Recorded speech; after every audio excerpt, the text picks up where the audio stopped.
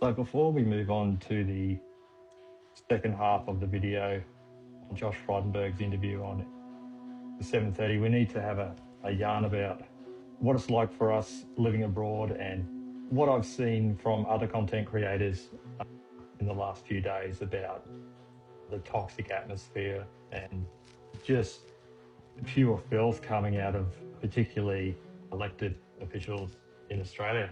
And through this, I've reflected and I've come to the conclusion about how blessed I am to live here in Malaysia, a place with wonderful people and a society that's it's functioning beautifully. It's interesting when you live abroad and it changes your whole outlook on your entire country, and it can really be an eye-opener. I talked to a few people here in Malaysia from Bangladesh, Pakistan, Nepal. Malaysia is a very rich, multicultural country. Australia claims that they're multicultural, but it's very much a colonial model of multiculturalism. But back to the point I wanted to make, these people always say, oh, wow, you're from Australia. I just want to live there. I'm trying to live there. My brother's trying to get a visa to live there. And I have to sort of sit back and go, do you really want to go there? You're a Muslim. Do you really want to go there? And I try to explain to them from my perspective, maybe they should really have a good look about what life would be for you there in this current environment and climate, particularly with the rhetoric coming out of our politicians. You know, it was a bit of a struggle for me getting out of the ADF, and I moved over here fairly quickly. And what I came to realise that living here in Malaysia has really been a healing experience. Just the Malaysian people and Malaysia in general, and being able to hear the azan every day, it is a very calming quality about Malaysia. And I think a lot of Malaysians should be grateful, thankful that they have such a wonderful country. So let's move on to part 2 of the Josh Frydenberg interview on 7:30 report with Sarah Ferguson.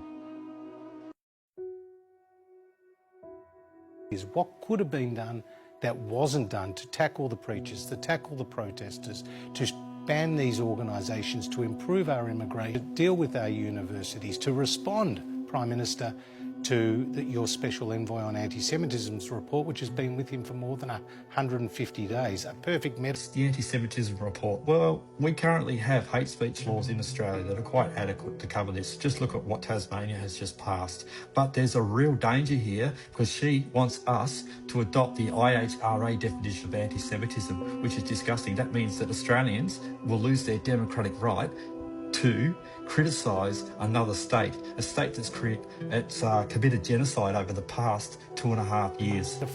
For the lack of urgency and the lack of action by the government.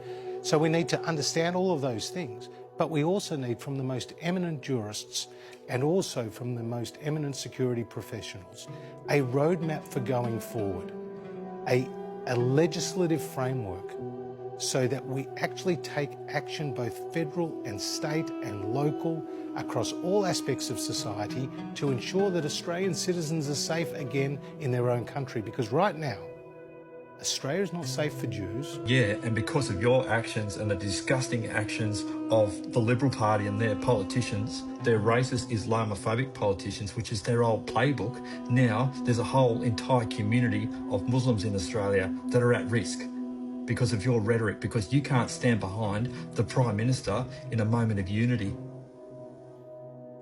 And this attack has been an attack on the soul of Australia. Let me ask you this question. The loss and trauma in this moment is extreme, felt most acutely by your own community, by the people of Bondi. By every Australian, I hope. But of course by wider Australians. Isn't this a moment to bring the community, the whole Australian community, together rather than begin with blame? The question that must be answered here is how do we prevent this ever happening again? Prevent this by upholding international law, by upholding Australian values.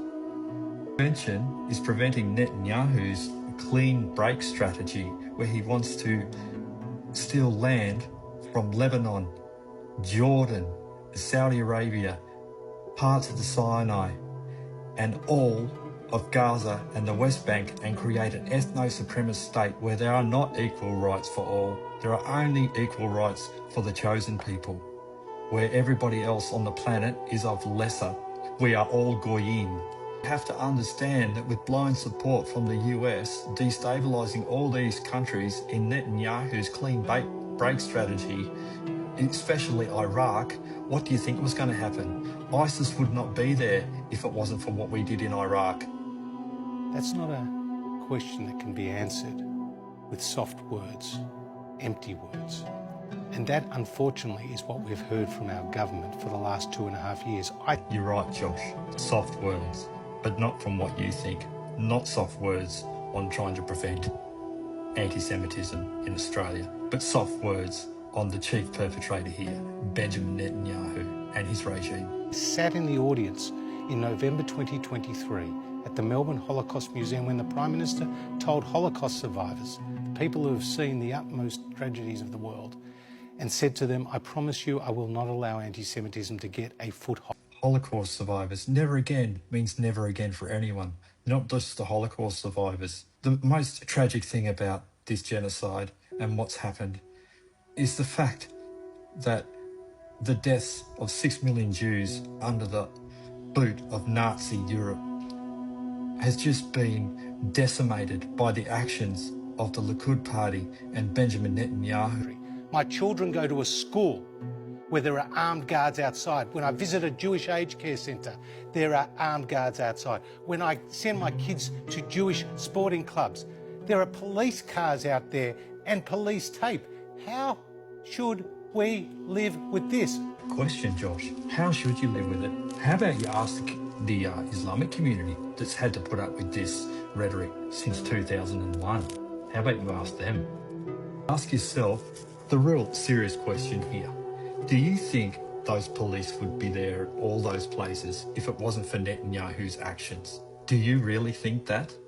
Come on, mate. Why should we live with this? So if I'm not going to speak out, who is? If not now, when? If not me, who? The reality is, this was an attack on Jewish Australians, but this is a threat to every Australian. That's right, Josh. It's a very real threat. Zionism is a real threat to Australia because that's how we got here.